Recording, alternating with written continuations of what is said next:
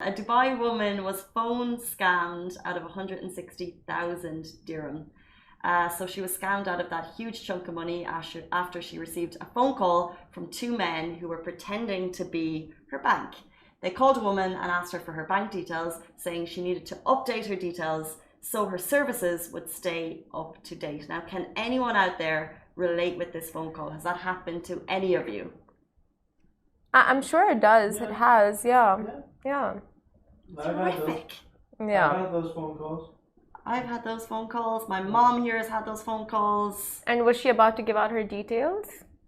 She did. She did? Yeah, my mom has been through the rings with these people. I don't know how they realize that she's like not up to date with the possible scammers trying to get your phone details. Yeah, but she gave away her bank details, and then it turned out she gave away the bank details of like maybe her Irish account or something. So then she went and scammed them. So they actually didn't take any money, but yeah, she gave her bank details on the phone. Oh my God, that is scary. And I think authorities, like literally on all platforms, even your banks tell you, like, do not give out your bank details to anyone. No one authorized will ask you for your bank details. But yeah, I think we've all received these phone calls. You've received them, right? Yeah. Just recently. Well, you just receive, maybe not recently actually, but you just get a lot of cold calls here. But in this case, not only did she give her bank details, she then went on to give her one-time password. So they're obviously in the background using her bank details to sign up to a bank loan worth 160,000 dirham. And then they said, did you receive your one-time password? Which you should never give out on the phone, but she did. And with that, they were able to get 160,000 dirham in her name. Now they're up in court right now, so don't worry, authorities are dealing with them. But it's a high, strict reminder that there are scammers out there trying to get your money. Ooh. And they will go to lengths to get it. So just be careful. Yeah, I mean, like some of us, like we get these calls, we take it as a joke, but actually the results of this can be devastating, like 160,000 dirhams.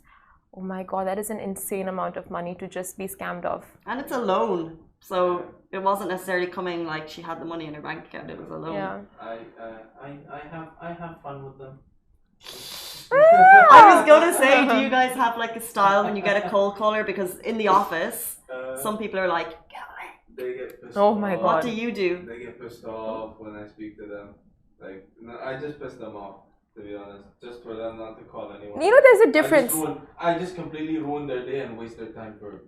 Okay, I know. So I you hope keep there's them a on the difference. phone? Yeah. Oh.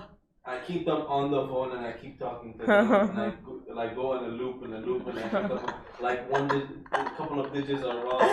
Oh, I love that, because they're probably like, I got one. Yeah. Well done, Ali.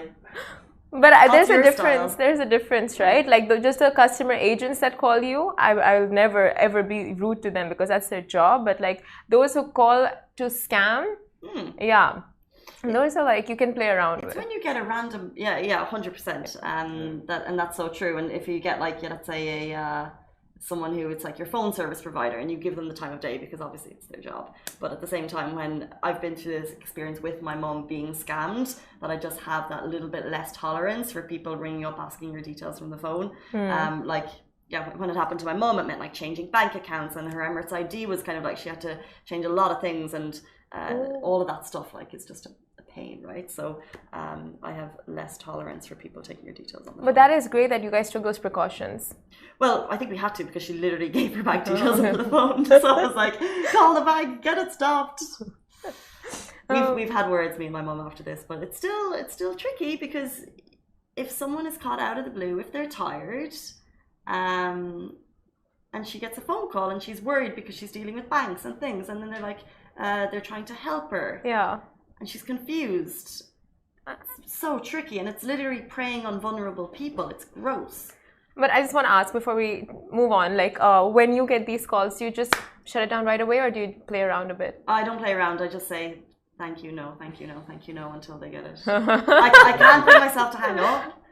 I just have to, but I'm immediately kind of cut them off with my tone and my words. Yeah, I mean, what do you do? I get scared when I sit beside you and you get a call. I'm like, It's probably my mom.